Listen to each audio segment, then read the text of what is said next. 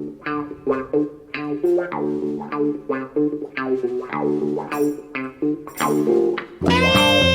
evening, sir? Good evening, Paul. Good evening. That's Christopher Hall. And Christopher joins us for a book corner, extra time, to talk about his wonderful book, Alchemy, Browne, Clough and Peter Taylor at Hartlepools United. I've got to say, it's a fantastic read. It's a great cover. Before we get into the book, let's have a little bit about yourself. So if you'd like to introduce yourself and your background first, please, sir. Yes, I'm originally from London, so born and brought up in London, so a bit odd that I should support Hartlepool, but I have and been going to see them since the age of 12, which being based in London was quite difficult because when I started supporting them, there were no fourth division teams in London, so you had to travel even, a bit of a way just to get to away games, and home games were up in the northeast. They didn't happen for a while through a lack of pocket money. But so interested, always interested in the fact that Browne Clough had started his career at Hartlepool, or Hartlepools as it was when he joined the club. And my dad was from South Derbyshire and lifelong Derby County supporter, so he was always a big fan of Clough, obviously, because of the success that Clough had brought to Derby in the late 60s, early 70s. So I was always interested to one day, go into a bit more depth about Clough and Taylor's time at Hartlepool. So as well as reading what Clough and Taylor had written, what biographers had written about their time at the club, I was keen to sort of get back to the newspapers of the time and see what really happened. Some of the get down and dirty with the newspapers and see how it was reported at the time. Let's say. Now, your background, is this the first book you've written, or have you wrote books before, Christopher? This is my first football book. I've written two previous books. The first one based on the PhD that I did at the University of Nottingham about Britain and Cuba, and the second one about the writer Graham Greene and the story behind the story Our Man in Havana. So everything to do with espionage and Graham Greene's visits to Cuba before and after the revolution and his 1958 spy fiction novel Our Man in Havana set in Havana. Fantastic. It's a quantum leap, isn't it, from Graham Greene to Browne Clough, both great characters. I'm loving the cover. It's a great picture of Browne, and just Browne and not Peter as well, because Browne did take the job. We're going to talk about his time at Hartlepool in a short while, but he took the job on the proviso that Peter Taylor was going to join him. And he did say, or it says in your book, if Taylor wasn't going to join him, he wasn't going to take the job. But first and foremostly, you did reference you're a Hartlepool supporter. You did come from London. Your dad, Derby County. The obvious question, how and why did you get into Hartlepool? Yeah, that is. Now, I think the initial spark for this was a holiday up in North Yorkshire. Yeah. Family holiday. And then just starting, I think I like the name. I used to go to Arsenal. Arsenal was the closest club to me. My secondary school was sort of halfway between Arsenal and Tottenham, so we had lots of Arsenal fans in my school, lots of Spurs fans. And yeah, I used to follow their results. Then I wrote to the club secretary, got the address out of the Lofterman's football yearbook, wrote to the secretary, said, can you give me some information about the club? And he sent me some programs, which were sort of 75% advertising, very thin affairs, not much in them at all. But there was a picture on one of the covers, an aerial photo of the ground, the Victoria ground, which always fascinated me. And then one year they had a cup run. They beat Terry Venables Palace in the third round. This would have been in the winter of 1977. And then they got drawn away to Ipswich, fourth round of the FA Cup, and that was the first game I ever went to, January 1978, and which in fact was the year that Ipswich went on to beat Arsenal in the Cup 1-0.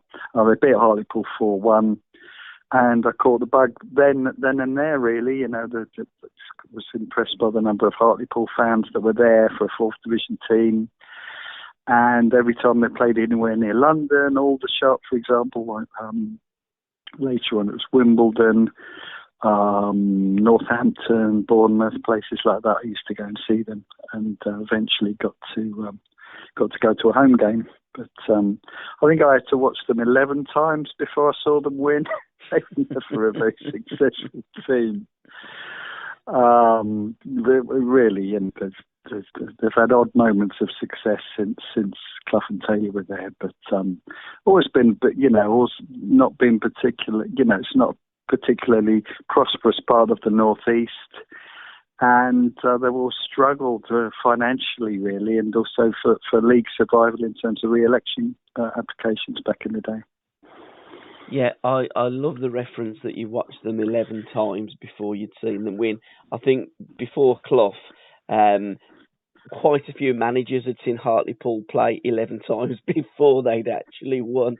As you say, they were perennial fourth division strugglers, and in those days, you had to apply for re-election. It's not like in the modern game, you finish bottom, you go into the conference, you had to apply, and they had, and we don't want to give anything away, but they had a few, shall we say, strange ways of applying for re-election, didn't they? And we'll leave it there because we want people to read the book, we want people to buy the book. So where can fans, not just of Hartlepools, but fans of Brian Clough, of Peter Taylor, at the end of the day, this was the first steps on the managerial ladder for two legends of the game. So it's a book that appeals to many, many football fans. So where can people go to buy the books? And let's have your socials. And it's published by the History Press, isn't it? That's it. So the book is available on all the big sort of book websites like WH Smith, Waterstones, of course, Amazon, I suppose the biggest of all of them in terms of web only, but WH Smith, Waterstones, Wordery, Book Depository. Just do a search and you'll find the book quite easily online. Absolutely. When did you start out on this project, and how long did this labour of love take you? Yeah, well, as every author will tell you, any book is a labour of love. Yeah. I began this one in the autumn of 2019. I was a bit unlucky, bit jinxed from the fact that just as I was about to undertake the main part of the research, which was newspapers, I literally had my bag packed, literally had my hotel in London booked, my train ticket booked. Thought I'd just check my email before I left home because COVID was starting to, close things down. And there was an email, British Library, we will be closed from tomorrow. So no trip took place. That was in March 2020.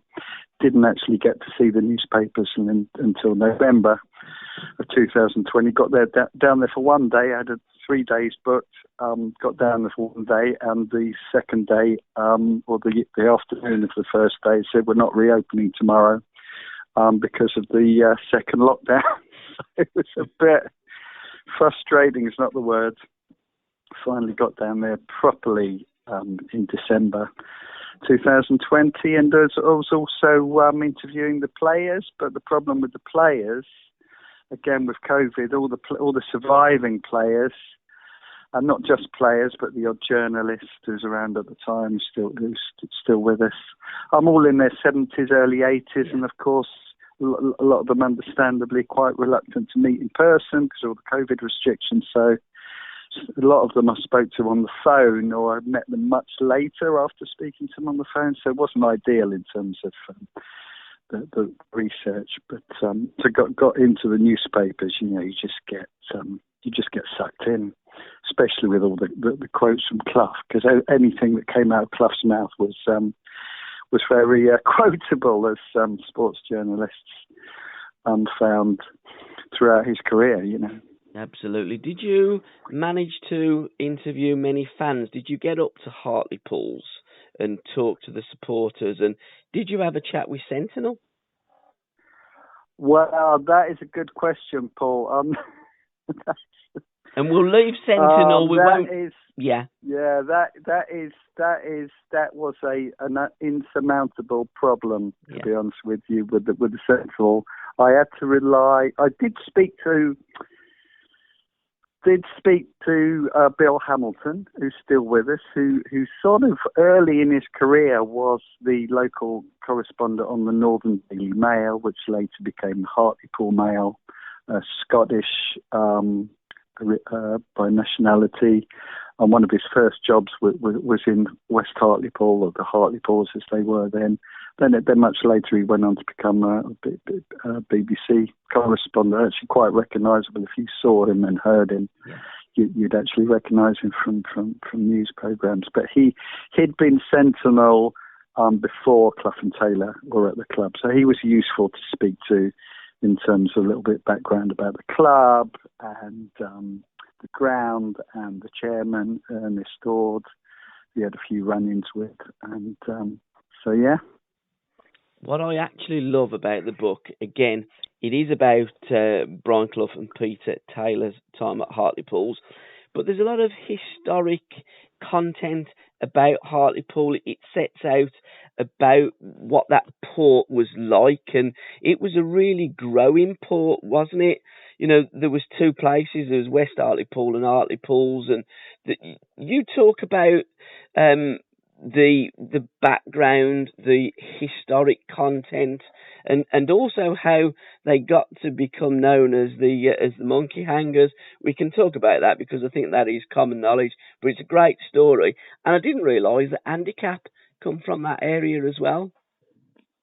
That's it. So, one of the interesting things is the parallels that you can draw between Browne, Clough, the town, and the football club, in terms of them in 1965 all being down on their luck. Browne Clough's career has effectively ended on Boxing Day 1962 with a cruciate ligament injury. He did go on to play 3 more games after a long struggle to regain fitness, but back then cruciate ligament injury was operable, but it was not something that you could really recover from as a footballer.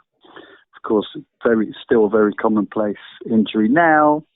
Alan Shearer suffered that injury in his career. Paul Gascoigne did, and came back and played again. But for Browne Clough, it basically finished him off. So he was down on his luck. The town, industrially, was on the way down. The last shipyard had closed in 1962. Unemployment was on the rise in the mid-60s. It was partly affected by decline in the coal industry. Hartlepool, West Hartlepool being the principal coal port in the northeast for a lot of the coal, or nearly all the coal from the County Down coalfields was passed through the port of Hartlepool, so that trade was on the way down. And then you've got the football club.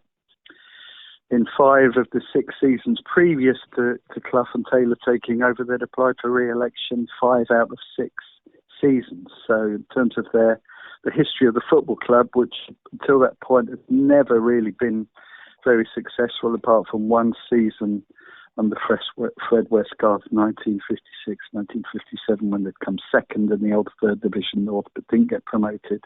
Derby were the only team to get promoted. Had never tasted success. And in the first half of the 1960s were right down near the bottom of the Football League. So Browne Clough and Peter Taylor were taking over the least, without exaggeration, taking over the worst performing football club in the country. So they were starting right at the bottom of the football pyramid.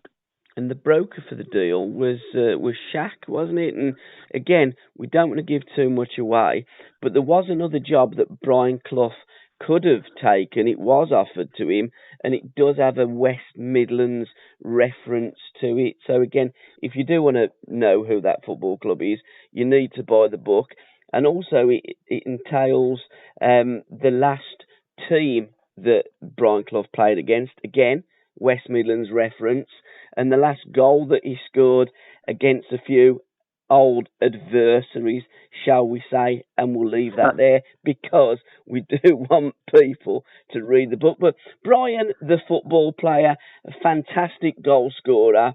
Cloughy, I think, received 2 England caps. He believed he should have received a lot more, but there was a perception that although he was the most prolific goal scorer in the country, it was all in League Division 2, which is now known as the Championship, wasn't it? That bugged Cloughy, didn't it?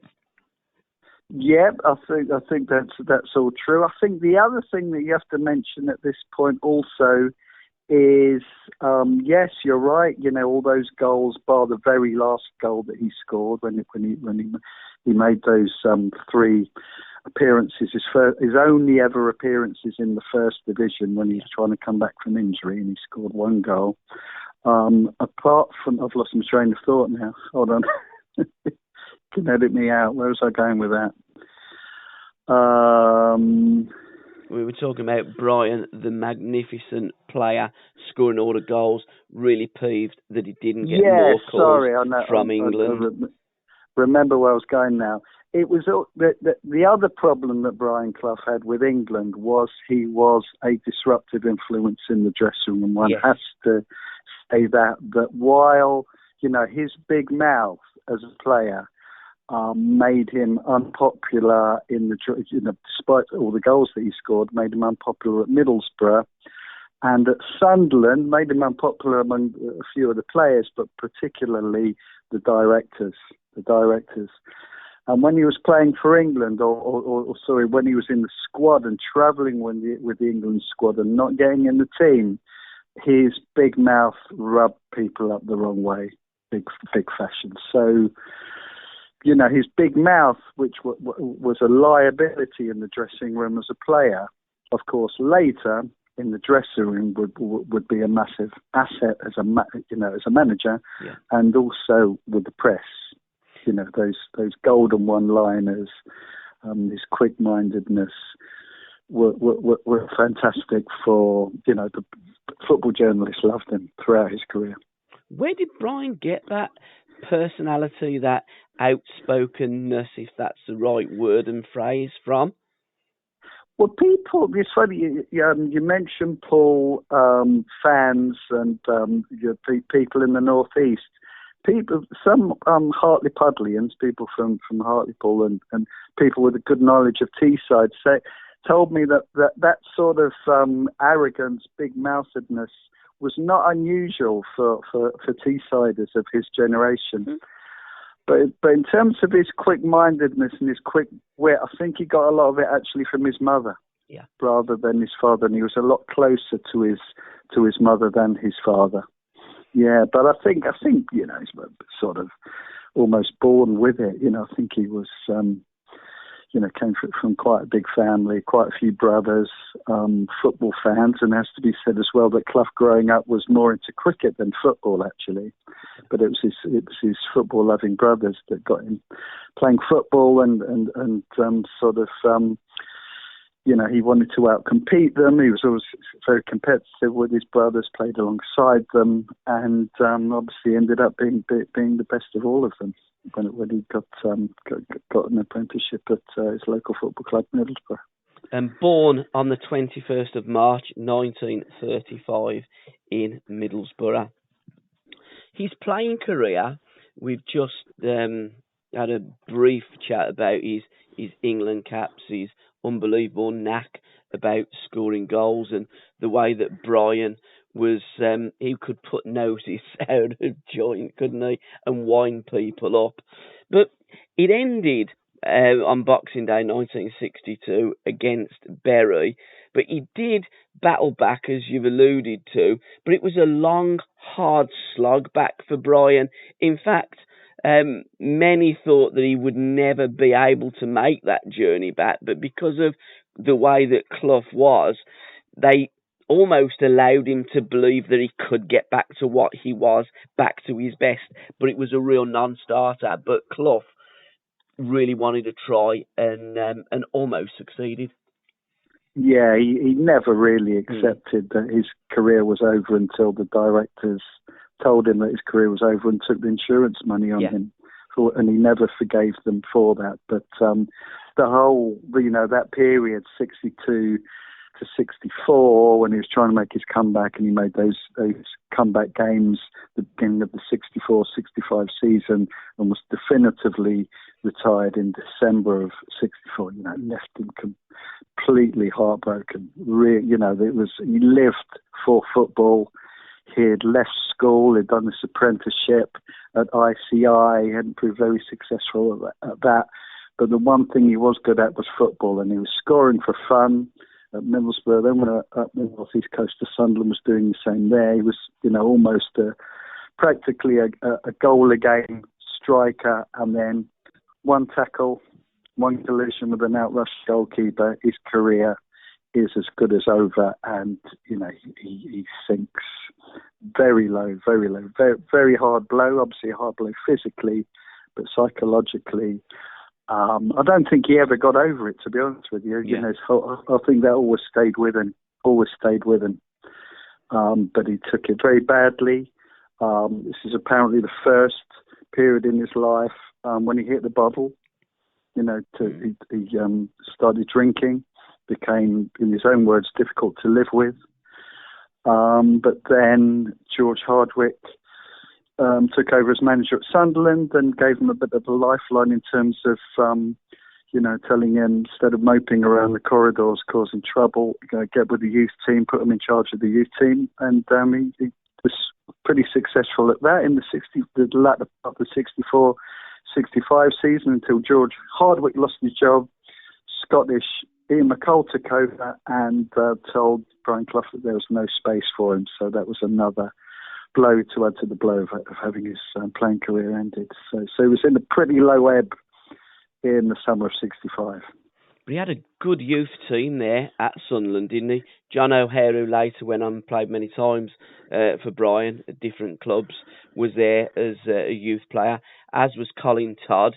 And was Billy Kerr there as well? As Bobby Kerr, yeah. Sorry, Bobby Kerr, wasn't Bobby it? Yeah. Kerr, the guy who lifted the FA Cup for Sunderland in 73, yeah. Yeah.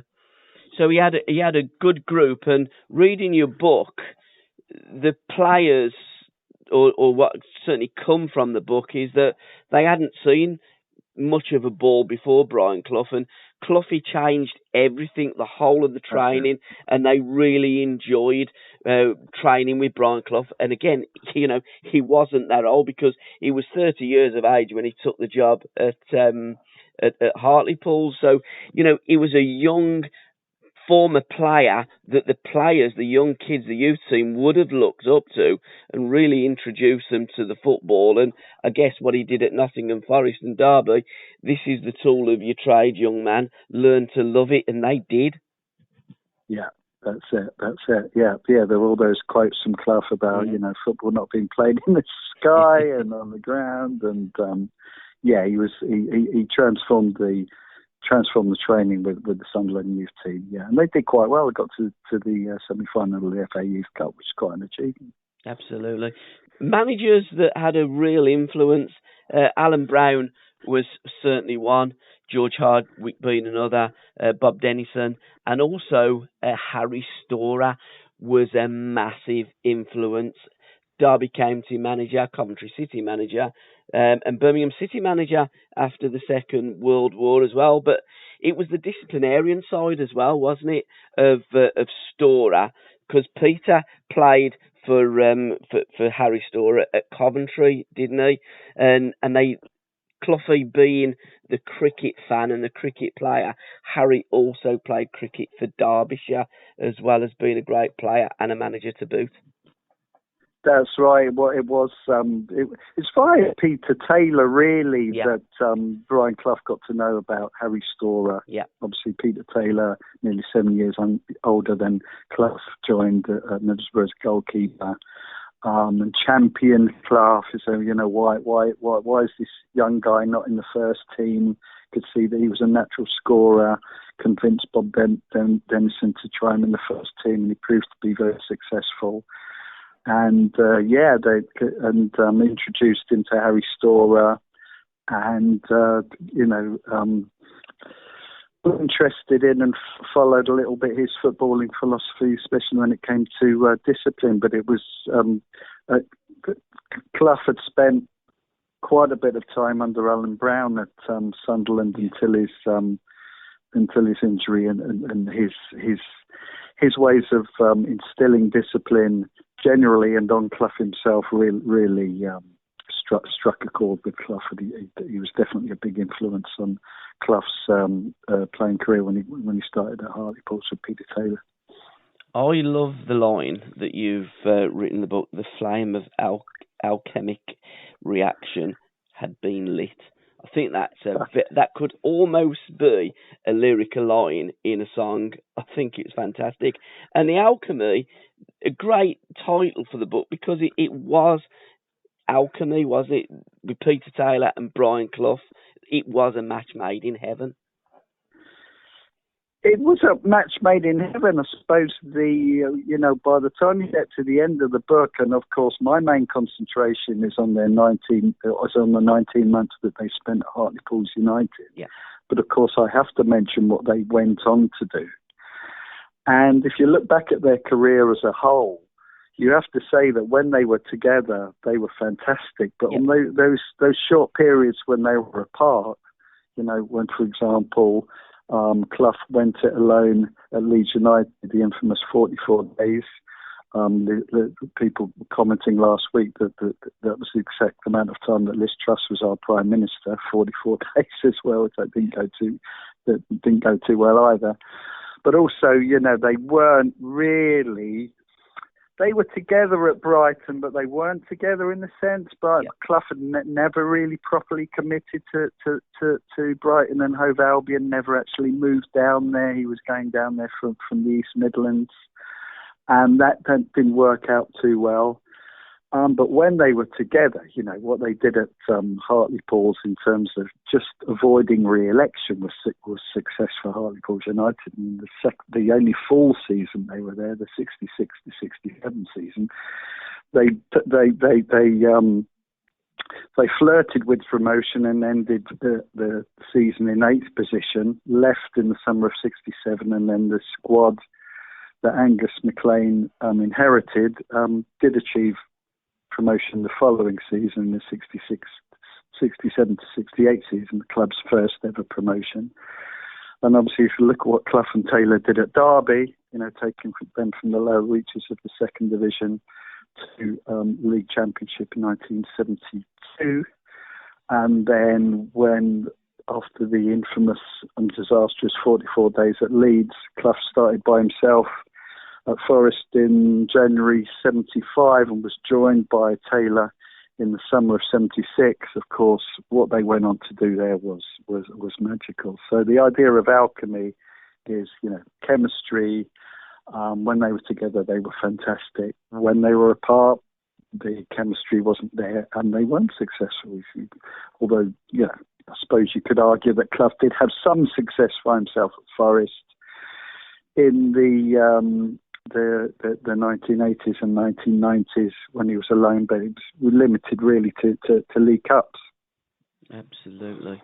But we must mention John McGovern, because John was a young player at Hartlepools. It wasn't that Clough and Taylor brought him in. He was already there. Get your hair cut, young man. He was also there. The Boxing Day, wasn't he, when Brian got injured against Bury? And I remember listening and watching John McGovern regarding his time at Nottingham Forest, and he said, it's only a matter of time when we get promoted, now that Peter Taylor has joined Brian Clough. Obviously John McGovern had a lot of experience playing under them and knew that Clough by himself at Forest, but when Peter Taylor joined Brian Clough at Forest, that they were really going to do something, because it played under them at Hartlepools United, and it played under them at Derby County. He'd also, of course, followed Clough in his short time to Leeds and stayed there after Clough was given the sack. But obviously, he saw how disastrously that went when Clough was by himself. But when Taylor joined Clough at Nottingham Forest in the summer of '76, then they started to rock and roll. You know, that it was success all the way those next 4 seasons. And there was only 2 teams in that period at Hartlepools that didn't have floodlights. That's right. Yeah, one of the interesting things was that by the mid 1960s, every professional football club had installed floodlights except 2, and they were Saltergate at Chesterfield and the Victoria Ground at Hartlepools United. And they installed floodlights during those 19 months that Clough and Taylor were there, and they were inaugurated a Friday night game in January 1967 on a snowbound pitch, sort of game that would never go ahead nowadays, but back in the 60s didn't have quite the same criteria when it came to calling off or keeping games on. And so and Chesterfield turned on their lights for the first time at the end of that year. So they were the last but one team to install floodlights at their ground.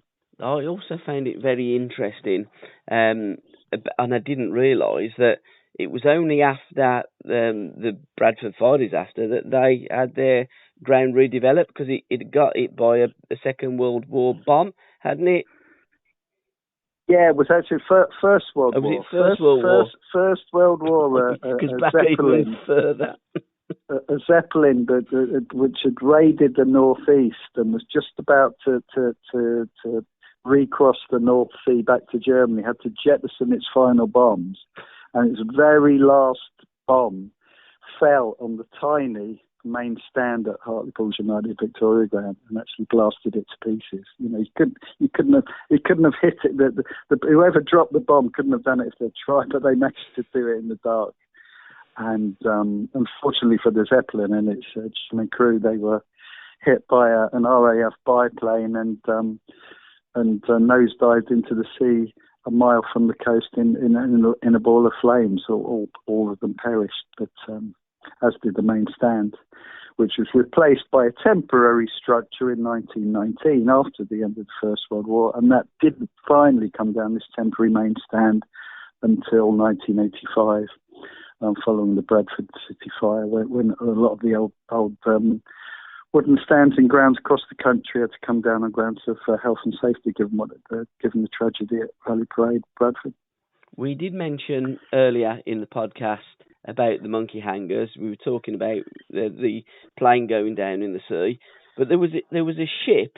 And was the monkey the sole survivor? And is it an actual true story? I mean, I've heard it, and it's in Hartlepool folklore.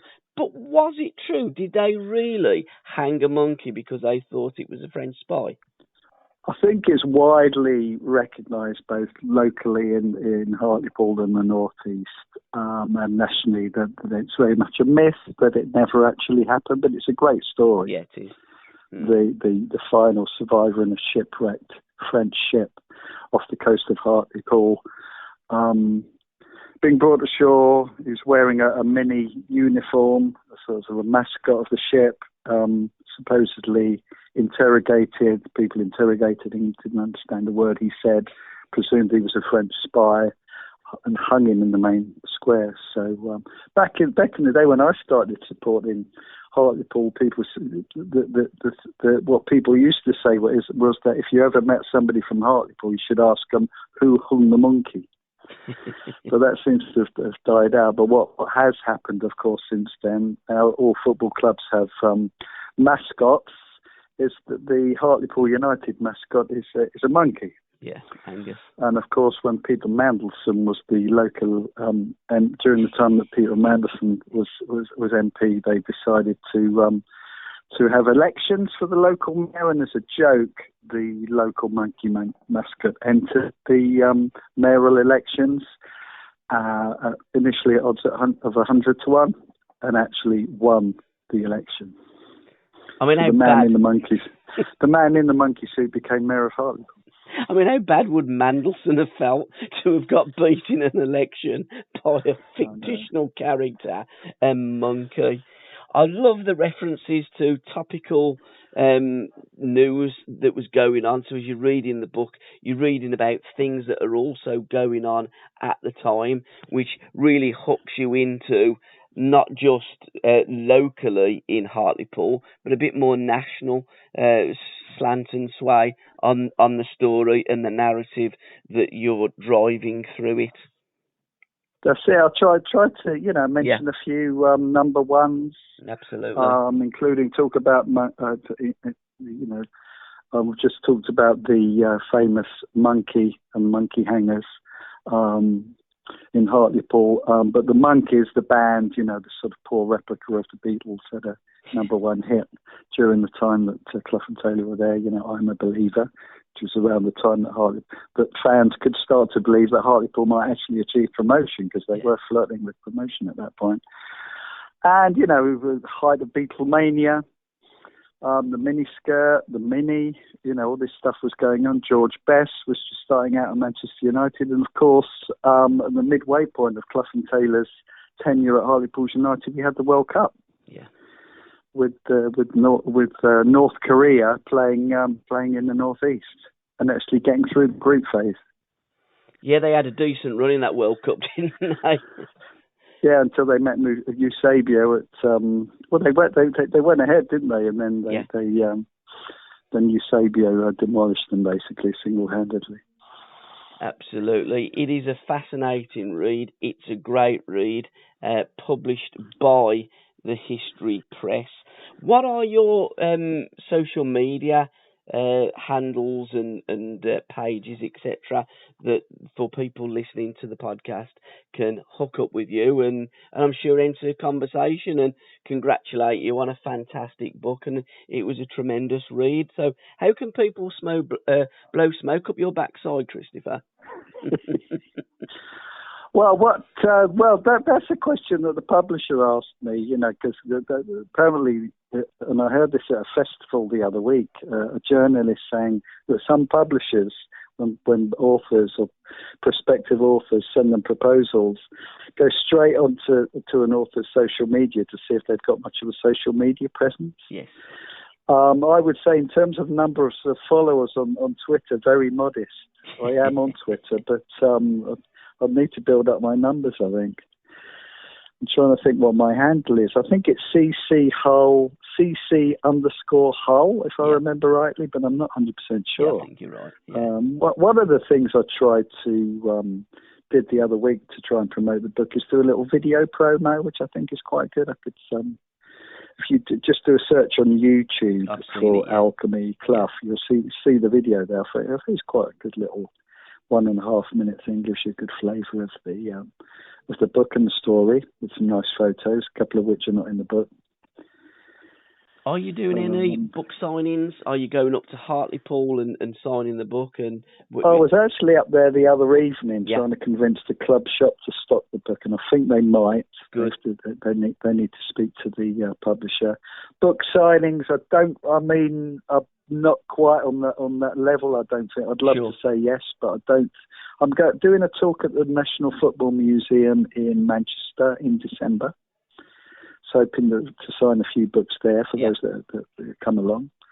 Doing something at Blackwell's bookshop that's in the pipeline in Nottingham, which is obviously very connected to, Peter Taylor was born and bred there, and they obviously had great success.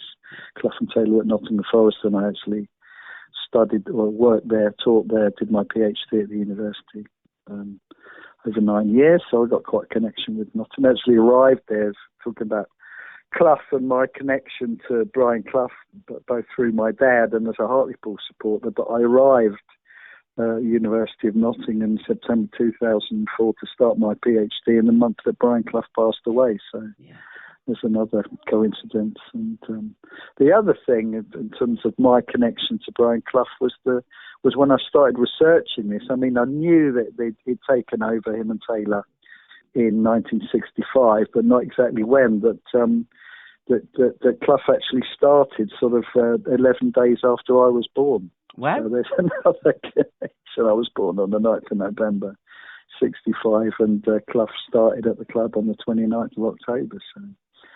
So that sort of just felt like a little bit of a coincidence. Happy coincidence. Absolutely. And what's next for Mr. Christopher Hull? Have you got another football book in you? Because there is the Hartlepools book of Brian Clough.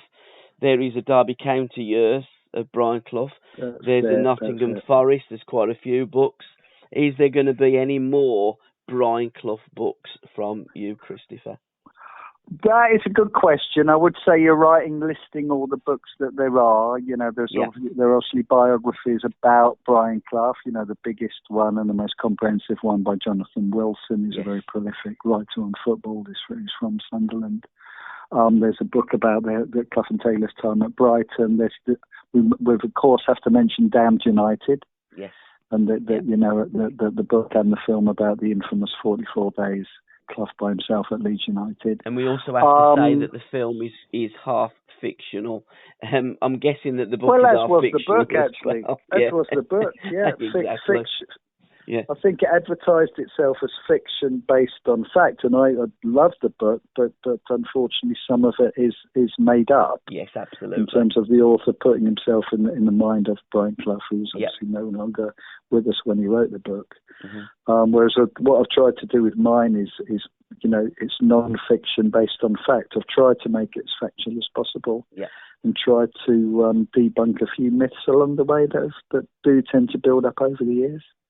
And we do have to say that the Damned United is fictional. So guys, when you do, it's loosely based. I mean, of course, Clough was there for 44 days, and it didn't go particularly well. But I think the Clough family were not happy with it and did not cooperate with the project.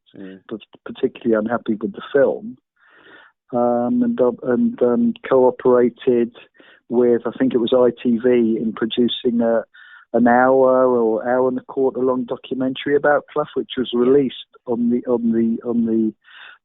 evening before the film was released. You know, it's a sort of alternative view of Brian Clough to the film. So, but no, to answer your question, Paul, nobody has. I don't want to say really, because I might be giving somebody a really good lead. Yeah. But off the record, I'd say, Paul, that somebody could do. I'm not sure if it would be me, but a sort of a thing about Brian Clough and Taylor from Middlesbrough right to the very end. Yeah. Do you know what I mean? A sort of biography of the partnership. Absolutely. Yeah, Did the Clough family have anything to do with your book? Did you approach them? Did they have any input?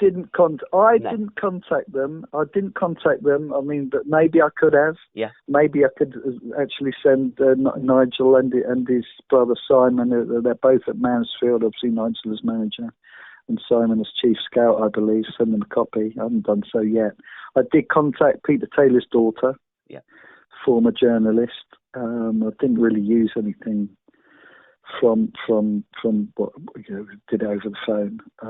But no, to answer your question, I just felt that Nigel and Simon were babies, Nigel was born during the time that Clough was manager at Hartlepools, so I don't think directly they would have any knowledge of his time there. But obviously, again, I think it's in terms of fact and fiction,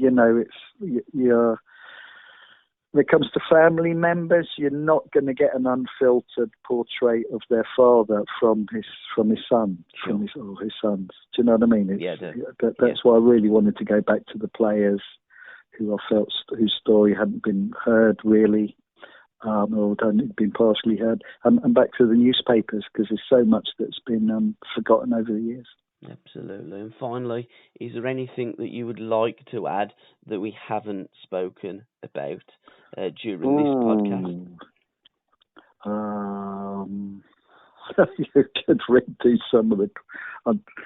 There's probably some bits I could do a bit better if I was given another chance, but I can't remember which bits. You asked something about the towns, and I didn't really. I suppose we went into it a little bit with the Zeppelin and the monkey, and the. No, I think the most interesting thing is that the parallel, which I did mention, between the club, the town, and Brian Clough himself. Absolutely. Them all being, really down on their luck in 1965. Absolutely. And what we want is for people to buy the book so they can read the book and they can make up their own opinion of Brian Clough's wonderful time at Hartlepools United. And, I think. Sorry, Paul. I'm interrupting you and thinking, that this isn't going in recording, and maybe it is. So I should stop interrupting you. No, you carry on. You interrupt all your life. The thing I suppose you could mention was, that I was,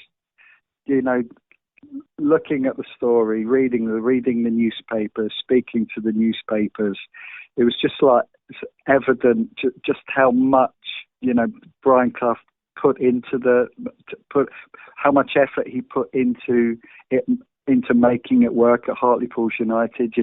5 out of 6 re-election applications in the seasons before he took over, and some of the managers who'd failed previously, there weren't unknown people at the time. People like Bob Gurney or Bobby Gurney from Sunderland. These were not non-entities, and they had failed. And Clough, by hook or by crook, was going to make it work, and he just threw himself at the job in terms of, multitasking, managing the team, training, and then in terms of the financial difficulties, raising money, going to pretty much every working man's club in Hartlepool to raise money when the club was in danger of going out of existence, going to the point of learning to drive the team coach in case he was needed as well to save money. Making them go to a couple of away games in shared cars because they didn't want to spend money on the coach, and him and Taylor painting the stands and putting a new roof over one of the terraces in the summer of '66. So a multitasking manager working sort of 18-hour days to make it work, and they did. Absolutely made it work. And can I thank you for making this or writing this book and putting it out there so football fans all around the globe can read the book and understand how Brian Clough got into football management. After all said and done, he is my favourite manager of all time, and there will never, ever, ever be another Brian Howard Clough. And he's a one-off. Absolutely.